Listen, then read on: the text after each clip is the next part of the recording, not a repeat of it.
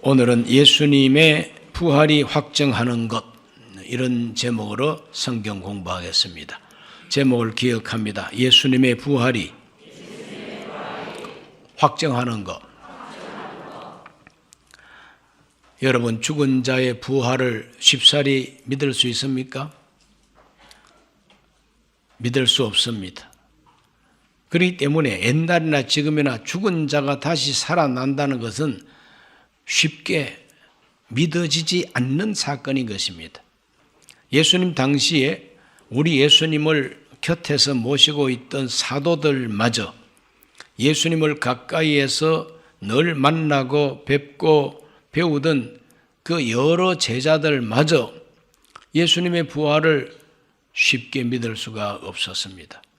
심지어 부활한 예수님을 눈앞에 보면서도 의심했다고 성경은 말합니다. 그래서 우리 예수님은 참 속상했어요. 부활을 증거하는 증인들의 말을 믿어주지를 않습니다. 마가복음 16장 14절을 보면은 그 후에 11 제자가 음식 먹을 때에 예수께서 그들에게 나타나사 그들의 믿음 없는 것과 마음이 완악한 것을 꾸짖으시니 이는 자기가 살아난 것을 본 자들의 말을 믿지 아니함일러라. 마음이 완악하다는 것은 굳어져 있다는 거예요. 자기 생각으로 굳어져 있는 거예요. 죽은 자는 절대 살 수 없다는 생각으로 굳어져 있습니다. 그렇기 때문에 예수님이 부활해서 많은 사람들에게 나타나시고 특히 여자들이 부활한 예수님 만나고 우리가 만났다 해도 제자들은 믿지를 않았습니다. 그러니까 믿음 없는 것을 예수님께서 꾸짖었다고 성경이 말하고 있죠. 우리 예수님께서 갈릴리 어느 산에서 그 제자들에게 지상 명령 주실 때에도 부활한 예수님 앞에서도 의심했다 그랬습니다. 마태복음 28장 16절에서 17절입니다. 11 제자가 갈릴리에 가서 예수께서 지시하신 산에 이르러 예수를 배웁고 경배하나 아직도 의심하는 사람들이 있더라. 부활한 예수님을 경배하면서도 아직까지 의심하는 제자가 있었다 그랬어요. 그만큼 부활은 쉽게 믿을 수 있는 사건이 아니었다. 누가복음 24장 37절과 38절을 읽어봅니다. 그들이 놀라고 무서워하여 그 보는 것을 영으로 생각하는지라 예수께서 이르시되 어찌하여 두려워하며 어찌하여 마음에 의심이 일어나느냐. 어찌하여 마음에 의심이 일어나느냐. 부활한 예수님이 찾아오셔도 의심했다. 부활한 예수님을 보면서 저건 틀림없이 도깨비 같은 존재일 것이야. 환상을 보는 거야, 우리가. 영을 보는 거야. 이런 식으로 예수님의 부활을, 육체의 부활을 믿지 못하고 의심하는 제자들의 모습을 봅니다. 오늘 읽은 이 본문에도 도마라고 하는 사람이 얼마나 의심이 많은지 요한복음 20장 25절에 이렇게 말하고 있죠. 다른 제자들이 그에게 이르되 우리가 주를 보았노라 하니 도마가 이르되 내가 그의 손에 못자국을 보며 내 손가락을 그 못자국에 넣으며 내 손을 그 옆구리에 넣어보지 않고는 믿지 아니하겠노라. 나무랄 수가 없습니다. 예수님 부활하시고 나타나셨을 때 그 자리에 없었고 우리가 주님을 보았다 그러니까 여러분 모두가 다 똑같이 이상한 걸 본 모양이다. 나는 손가락으로 못자국을 확인하고 내 손을 옆구리에 넣어서 창자국을 만져보지 않고는 나는 못 믿겠다 그랬어요. 어떻게 보면 그게 정상적인 상식적인 인간의 의심일 수밖에 없는 거죠. 그러므로 예수님 부활은 철저하게 사람들이 쉽게 믿을 수 없는 사건이었는데 그렇기 때문에 우리 예수님께서도 최선을 다해가지고 자기가 부활했다는 걸 제자들에게 나타내시고 보여주셨다고 성경은 말하고 있습니다. 그 도마에게 이렇게 말씀했죠. 요한복음 20장 27절은 말합니다. 도마에게 이르시되 네 손가락을 이리 내밀어 내 손을 보고 내 손을 내밀어 내 옆구리에 넣어보라. 그리하여 믿음 없는 자가 되지 말고 믿는 자가 되라 그랬어요. 우리 예수님께서 아주 친절하십니다. 너 확인해봐. 손가락을 가지고 확인하고 손을 넣어서 확인해보고 믿는 자가 되라. 우리 예수님은 예수님의 부활을 믿는 자가 되기를 원하십니다. 그래서 친히 나타내 주신 거죠. 사도행전 1장 3절에도 보면 40일 동안 그가 고난 받으신 후에 또한 그들에게 확실한 많은 증거로 친히 살아 계심을 나타내사 40일 동안 그들에게 보이시며 하나님 나라 일을 말씀하시니라 그랬습니다. 확실하고도 많은 증거로 살아 계시다는 것을, 즉 부활해서 살아 계시다는 걸 나타내시고 그들을 가르쳤다 그러죠. 그러므로 우리 예수님께서 자기가 부활했다는 것을 제자들에게 확실하게 믿을 수 있도록 이렇게 나타나시고 말씀하시고 보여주셨다. 제자들이 막 너무 의심을 많이 하니까 우리 예수님께서 자기를 막 도깨비 보듯이 바라보고 그러니까 우리 예수님께서는 그들 보는 데서 내가 육체로 부활했다는 걸 확실하게 증거해 주기 위한 조치를 취합니다. 누가복음 24장 41절에서 43절을 다 같이 읽습니다. 그들이 너무 기쁨으로 아직도 믿지 못하고 놀랍게 여길 때에 이르시되 여기 무슨 먹을 것이 있느냐 하시니 이에 구운 생선 한 토막을 드리니 받으사 그 앞에서 잡수시더라. 귀신은 절대로 생선 먹을 수가 없습니다. 도깨비도 절대로 차려놓은 음식 먹을 수가 없어요. 영이니까. 영은 만질 수도 없어요. 그런데 우리 예수님은 영이 아니라 몸을 가지고 부활하신 분이다. 부활의 몸을 가지고 계시다. 그런데 그 부활의 몸은 구운 생선 토막도 제자들이 보는 데서 맛있게 드시는 겁니다. 잡수시는 겁니다. 그 잡수시는 그 현장을 보고 제자들은 어떻게 영이 먹을 수 있겠느냐. 그래서 생선 토막 잡수시는 걸 보니까 틀림없이 몸을 가지고 계시고 틀림없이 예수님은 이렇게 살아오셨구나 하는 것을 제자들이 믿을 수밖에 없도록 주님께서 조치를 취하시는 겁니다. 그러므로 예수님의 부활은 확실한 겁니다. 확실한 겁니다. 그 부활의 사실이 확실하면서 그 부활이 확정하는 것이 있습니다. 왜 우리 예수님께서 자기가 부활했다는 걸 제자들에게 이렇게 강조를 하셨느냐? 그거는 어떤 진리, 하나님의 계획이 그 제자들에게 확실히 믿어지도록 하기 위한 겁니다.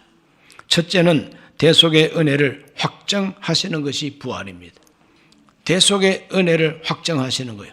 십자가에 못 박혀 우리 죄를 속량하셨다 할지라도 그가 죽고 다시 살지 못했다면 그거는 무효가 되어버리고 마는 거예요. 그럼 무효가 되어버리고 마는 거예요. 그러나 부활하시고 보증이 되시고 부활하셔서 계속해서 주장하시기 때문에 우리가 하나님 앞에 죄 사함을 받고 이제는 죄 없다고 의롭다 하심을 받는 것이 확정이 된다 이 말이죠. 로마서 4장 25절을 다 같이 읽어보겠습니다. 예수는 우리가 범죄한 것 때문에 내줌이 되고 또한 우리를 의롭다 하시기 위하여 살아나셨느니라. 범죄한 것 때문에 내줌이 됐다 이 말은 십자가에 못 박혀 죽으셨다는 거예요. 우리를 의롭다 하시기 위하여 십자가에서 대신해서 죽었으니까 죄값을 갚았다 이 말이죠. 그 죄값을 갚았으니까 빚쟁이한테 이 사람의 죄를 다 갚았다 하고 주장하기 위하여 부활하셨다는 겁니다. 그러니까 여지부동이죠. 확실한 겁니다. 우리 죄를 위하여 죽으시고 우리를 이제 죄 없다고 빚 다 갚았다고 의롭다 하기 위하여 살아나셨다는 거예요. 믿으십니까? 예수님의 부활이 확실한 것은 우리의 죄 사함과 또 의롭다 하심을 확정하는 거다요. 로마서 5장 10절도 그걸 말합니다. 곧 우리가 원수 되었을 때에 그의 아들의 죽으심으로 말미암아 하나님과 화목하게 되었은즉 화목하게 된 자로서는 더욱 그의 살아나심으로 말미암아 구원을 받을 것이니라. 그가 살아나셨기 때문에 우리가 구원을 받는다는 거예요. 내 모든 빚을 다 갚아주신 분이 죽어버리면은 무효가 되어버리는 겁니다. 빚쟁이가 와서 빚 내놔라고 할 때에 갚았잖아. 언제 갚았는데? 아무 할 말이 없는 거예요.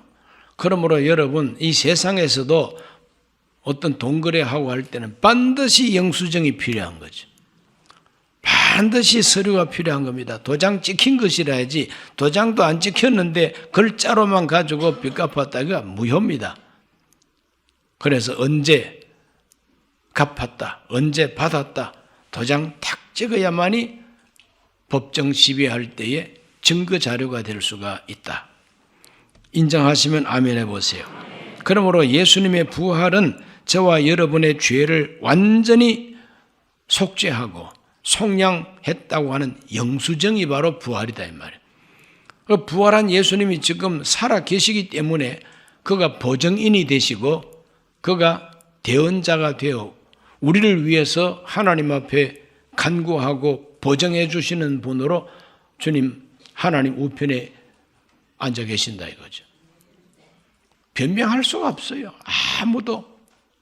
그러므로 대속의 은혜를 확정하시는 것, 십자가의 도가 부활로 말미암아 살아서 확정된다고 하는 이 사실을 믿으시기를 바랍니다. 두 번째로 예수님은 하나님의 아들이시라고 하는 확정입니다. 부활은 예수가 하나님의 아들이라고 하는 확정입니다. 즉 그리스도의 신성. 그리스도는 우리 인간과 똑같이 오셨지만 그러나 그 본성과 그 본질은 하나님이시다는 겁니다. 로마서 1장 3절이 그것을 말하고 있습니다. 그의 아들에 관하여 말하면 육신으로는 다윗의 혈통에서 나셨고 성결의 영으로는 죽은 자들 가운데서 부활하사 능력으로 하나님의 아들로 선포되셨으니 곧 우리 주 예수 그리스도시니라. 여기서 선포가 됐다는 것은 공적으로 공포가 됐단 말이에요. 공적으로 공포가 됐어요. 우리 이일선 목사님이 다음 제 후계자로 청빙이 결정됐어요. 그러니까 우리 성도들이 결정을 했지만 교단에서 이것을 공포로 해줘야 돼요. 선포로 해줘야 됩니다. 그래 지방회장에 와서 이일선 목사님이 지금부터 순범 강북교회 모든 교회 출입권을 다 가지고 있는 담임 목사라고 선포를 해줘야만이 그때부터 효력을 발생하게 되어 있는 거죠. 그 선포한다는 게 굉장히 중요합니다. 선포는 바로 확정이라는 것이죠. 그 예수님이 부활했다는 이 사실이 바로 하나님의 아들이라고 선포하시는 것이다. 로마서 1장 3, 4절이 그걸 보여주고 있습니다. 사도행전 17장 31절은 이런 말씀을 남기고 있습니다. 이는 정하신 사람으로 하여금 천하를 공의로 심판할 날을 작정하시고 이에 그를 죽은 자 가운데서 다시 살리신 것으로 모든 사람에게 믿을 만한 증거를 주셨음이니라 하니라. 모든 사람이 믿을 만한 증거가 뭐냐? 부활이라는 겁니다. 그 부활한 예수님이 장차 어떤 일을 하느냐? 온 세상을 천하를 공의로 심판하실 분이다 이 말이죠. 그걸 어떻게 아느냐? 하나님이 죽은 자 가운데서 살리신 것으로 봐서 이분이 바로 그분이라는 겁니다. 그러므로 예수님은 하나님의 아들이요 장차 온 세상을 심판하실 분이라고 하는 확정이에요. 공포, 선포하는 것입니다. 사도행전 5장 30절에서 31절을 다 같이 읽어봅니다. 너희가 나무에 달아 죽인 예수를 우리 조상의 하나님이 살리시고 이스라엘에게 회개함과 죄사함을 주시려고 그를 오른손으로 높이사 임금과 구주로 삼으셨느니라. 임금은 왕입니다. 구주는 그리스도, 구세주입니다. 하나님이 오른손으로 예수를 높였다. 이 말은 죽음에서 살려내시고 하늘로 올리셨다는 거죠. 그러므로 그 예수가 바로 왕이요 그 예수가 우리의 구세주라는 겁니다. 부활하지 못했다면 하늘로 올라가신 일도 없고 하늘로 올라가신 일도 없으면 하나님 우편에 앉을 일도 없고 하나님 우편에 앉아 계시지 않으면 우리를 다스릴 권세도 없어요. 그러므로 부활한 예수 그리스도의 부활은 하나님의 아들이시라는 확정이시다. 선포되는 것이다. 이것을 우리에게 말해주고 있습니다. 세 번째로 예수님의 부활은 현재적 구원의 확정이다. 따라합시다. 현재적 구원의 확정이다. 우리 예수님은 현재적 구원의 확정입니다. 사도행전 3장 16절을 다 같이 한번 읽어보겠습니다.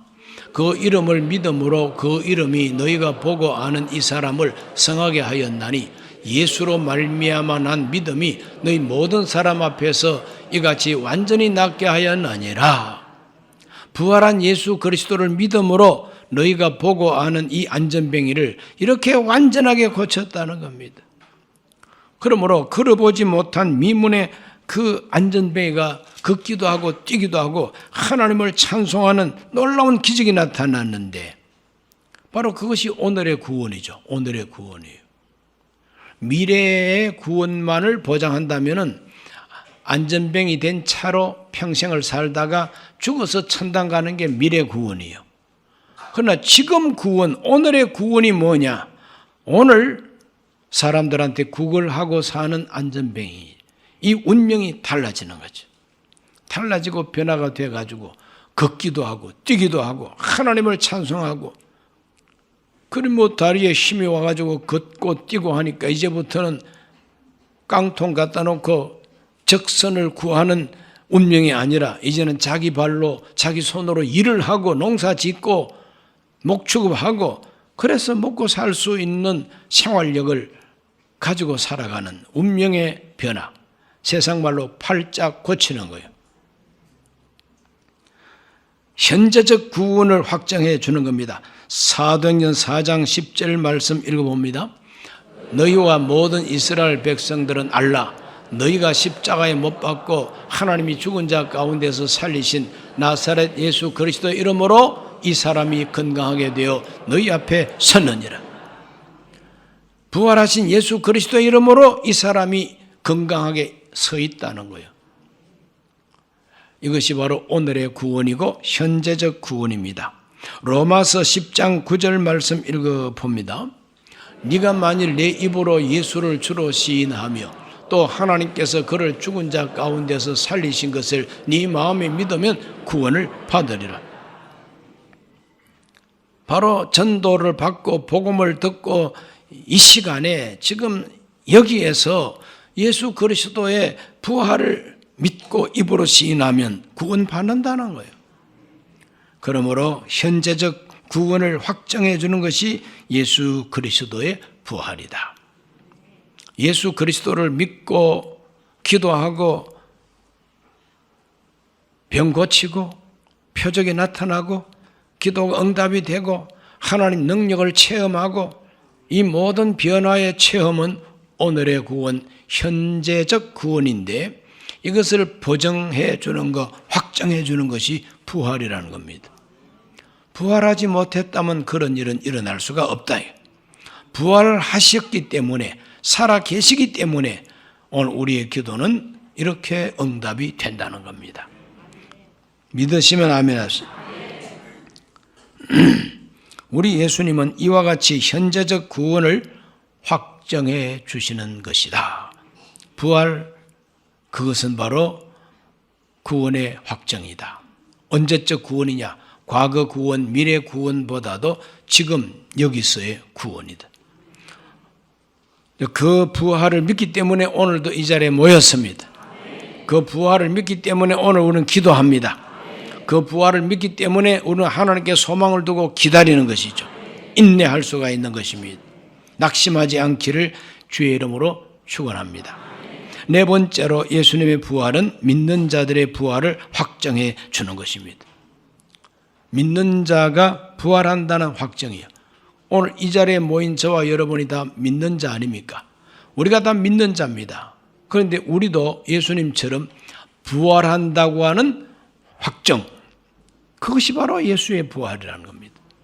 예수님 혼자만 부활하고 나는 부활을 하고 하늘로 간다, 너희들은 땅에서 잘 먹고 잘 살아라, 이게 아니에요.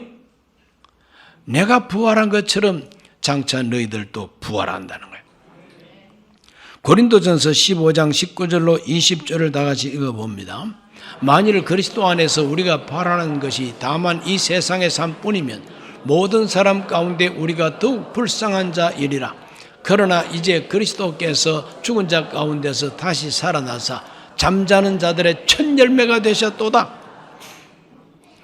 예수 믿는 것이 이 세상에서 병 고치고 세상에서 좀 더 잘 살아보고 세상에서 평안하고 자식 문제 해결되고 장막 문제 해결되고 사업 잘 되고 그것만 바란다면은 우리는 불쌍한 인간이라는 겁니다. 그것을 바라는 사람은 구태여 교회 안 나와도 시장 가서 열심히 장사하고 사업하면 됩니다. 병원 잘 찾아다니면서 의료보험 잘 이용하면 얼마든지 회복할 수가 있죠. 이 세상의 생활만을 바란다면 우리는 불쌍한 자라. 그 세상의 생활보다도 높은 소망이 있다. 그게 뭐냐? 부활이라는 겁니다. 그런데 그 부활을 보증하는 건 뭐냐? 예수의 부활이라. 그래서 예수님을 첫 열매라 그럽니다. 첫 열매로 부활하셨으니 나중 열매로 우리도 그렇게 부활한다는 거예요.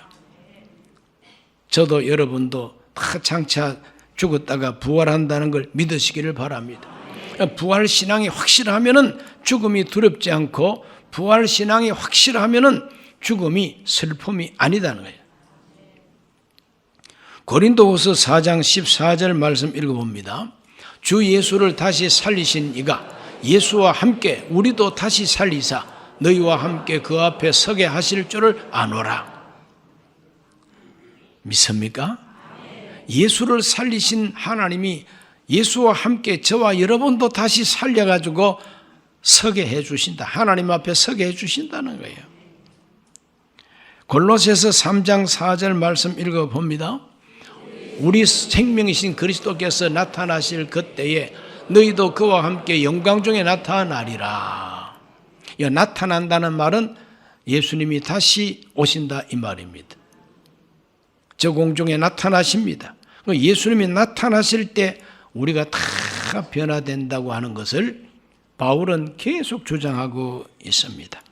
데살로니가전서 4장 14절을 읽어봅니다. 우리가 예수께서 죽으셨다가 다시 살아나심을 믿을진데 이와 같이 예수 안에서 자는 자들도 하나님이 그와 함께 데리고 오시리라. 믿습니까? 이것이 약속입니다. 이것이 예언입니다. 이런 예언은 예수님이 부활하셨기 때문에 힘이 있는 것이죠. 하나님이 독생자 예수를 부활시킨 것처럼 장차 예수와 함께 잠자는 자들이 누구냐? 예수 믿고 죽은 자들을 잠자는 자들이라고 말합니다. 다 깨워가지고 부활의 몸을 입혀서 데리고 오신다는 거예요. 그래 그리스도가 저 공중에 임하실 때 그때 우리가 다 공중에서 주를 함께 영접함으로 그 공중에서 우리가 다시 만난다는 것을 예언하고 있습니다. 성경. 그렇기 때문에 믿는 자의 부활을 확정해 주는 거죠. 데살로니가전서 4장 16절과 17절 너무 유명합니다. 주께서 호령과 천사장의 소리와 하나님의 나팔 소리로 친히 하늘로부터 강림하시리니 그리스도 안에서 죽은 자들이 먼저 일어나고 그 후에 우리 살아남은 자들도 그들과 함께 구름 속으로 끌어올려 공중에서 주를 영접하게 하시리니 그리하여 우리가 항상 주와 함께 있으리라. 믿습니까? 이것을 휴거라고 합니다. 휴거, 들어 올린다는 거예요. 휴거, 들어 올린다. 올라가세, 올라가세, 구름 타고서 성령 바람 불어오면 높이 올라가. 천군 천사 우리를 환영하고 베드로를 위시한 12사도, 옛날에 하늘로 올라간 엘리야, 모세 등등 모든 사람을 다 만나게 됩니다. 그때 우리가 서로가 부끄럽지 않게 만날 수 있어야 될 줄로 믿습니다. 부활의 몸을 입고 하나님 앞에 모일 때에도 옛날 담임 목사, 전호의 목사 얼굴이 번뜩하면 아이고 무시라. 덩치 큰 사람 뒤에 숨어가지고. 예수님은 좋은데 옛날 담임 목사는 낯들고 보기가 좀 민망하다. 이러면 안 되잖아요. 저도 마찬가지고 반갑게 만날 수 있도록 우리가 살아야 될 줄로 믿습니다. 믿는 자가 다 부활한다. 믿습니까? 저와 여러분은 다 부활할 사람이에요. 생명의 부활로 나오리라 그랬어요. 다섯 번째로 예수님의 부활은 천국의 확정입니다. 천국이 있다는 걸 확정해 주는 것이 예수의 부활이에요. 누가복음 23장 43절을 읽어봅니다. 예수께서 이르시되 내가 진실로 네게 이르노니 오늘 네가 나와 함께 낙원에 있으리라. 강도 한 사람이 회개하고 당신의 나라에 임하실 때 나를 기억해 주소서 할 때에 예수께서 내가 진실로 너에게 이르노니 네가 오늘 나와 함께 낙원에 있으리라. 장차 부활의 날이 되기까지 영이 머물고 있는 처소가 낙원입니다. 네가 오늘 나와 함께 낙원에 있으리라. 낙원이 나중에는 새하늘과 새 땅으로 변화됩니다. 천국이죠. 다 천국입니다. 요한복음 14장 1절로 3절은 너무나 유명한 말씀이죠. 너희는 마음에 근심하지 말라. 하나님을 믿으니 또 나를 믿어라. 내 아버지 집에 거할 곳이 많도다. 그렇지 않으면 너희에게 일렀으리라. 내가 너희를 위하여 거처를 예비하러 가노니 가서 너희를 위하여 거처를 예비하면 내가 다시 와서 너희를 내게로 영접하여 나 있는 곳에 너희도 있게 하리라. 예수님이 죽고 부활하시고 하늘로 올려져 가신 것은 저와 여러분을 위하여 하나님 집에서 거처를 예비하러 간다고 표현하고 있습니다. 우리가 살 곳을 예비하러 간답니다. 그리고 다시 와서 너희를 내게로 영접한다 그랬어요. 그 다시 와서 우리를 영접하는 그날이 언제냐? 새하늘과 새 땅으로 들어가는 날입니다. 주님께서 우리를 위해서 마련하신 거처는 새하늘과 새 땅입니다. 그때 우리가 사는 그 마을, 그 새 예루살렘 성은 성문 전체가 보석이에요. 기초석은 몽땅 다 진주요. 검은 아스팔트가 아니라 맑은 유리 같은 황금길이라 그랬어요. 뒷걸 하나도 없어요. 미세먼지 절대로 없습니다. 완벽합니다. 그런 곳에 부활한 몸을 가지고 우리가 들어가서 영생수를 마시고 생명나무 과일을 먹고 그 잎사귀까지 먹고 영생한다고 요한계시록 21장이 말하고 있습니다. 우리 모두는 천국이 있음을 확실히 믿으시기를 바랍니다. 그 거룩한 천국이 우리에게 주어지기까지 부활하신 예수님은 어디 계시느냐? 하나님 우편에 계십니다. 에베소서 1장 20절로 22절을 다 같이 읽어보겠습니다. 그의 능력이 그리스도 안에서 역사하사 죽은 자들 가운데서 다시 살리시고 하늘에서 자기 오른편에 앉히사 모든 통치와 권세와 능력과 주권과 이 세상뿐 아니라 오는 세상에 일컫는 모든 이름 위에 뛰어나게 하시고 또 만물을 그의 발 아래에 복종하게 하시고 그를 만물 위에 교회의 머리로 삼으셨느니라. 우리 예수님은 지금 이와 같은 신분을 가지고 하나님 우편에 계시다고 에베소서에서 말하고 있습니다. 완벽하지 않습니까? 예수님은 지금도 우리를 다스리고 계십니다. 오늘 성경 공부라고 해서 지식만 여러분에게 알려드리는 게 아닙니다. 이 지식이 변해서 신앙이 돼야 되는 거예요. 지식이 변해서 신앙이 돼야 되는 거예요. 아궁이에 나무를 넣습니다. 지식입니다. 그런데 그 나무에 불이 붙어야만이 솥에 있는 음식을 만들 수가 있지 않습니까? 예수님의 부활에 대한 지식을 5가지를 말씀드렸는데 이 5가지 부활에 대한 확정, 이 지식이 우리 속에서 불이 붙어야 돼. 과연 그렇다 하고 우리 속에서 뜨거워져야 되는, 그게 신앙입니다. 지식과 신앙은 틀립니다. 믿음은, 신앙은 없는데 지식이 많을 수가 있어요. 박사도 될 수 있어요. 박사 학위 받을 수 있어요. 신학 공부해가지고 박사 학위도 받을 수 있어요. 그러나 신앙이 없으면 알기만 뚫어지게 알지 신앙이 없으니까 아무것도 못해. 그러나 지식에 불이 붙으면 신앙이 되는 거예요. 오늘 우리들은 부활 지식인이 되지 말고 부활 신앙인이 되어야 됩니다. 이와 같은 지식이 다 진리라고 확실히 믿는 신앙인, 그 신앙이 생기면 어떻게 하느냐? 기도하게 됩니다. 신앙이 있으면 기다리게 됩니다. 신앙이 있으면 절망하지 않고 소망을 가지게 됩니다. 신앙이 있을 때에 우리들은 용기를 가지게 됩니다. 신앙이 있을 때에 말씀을 따라 순종하게 됩니다.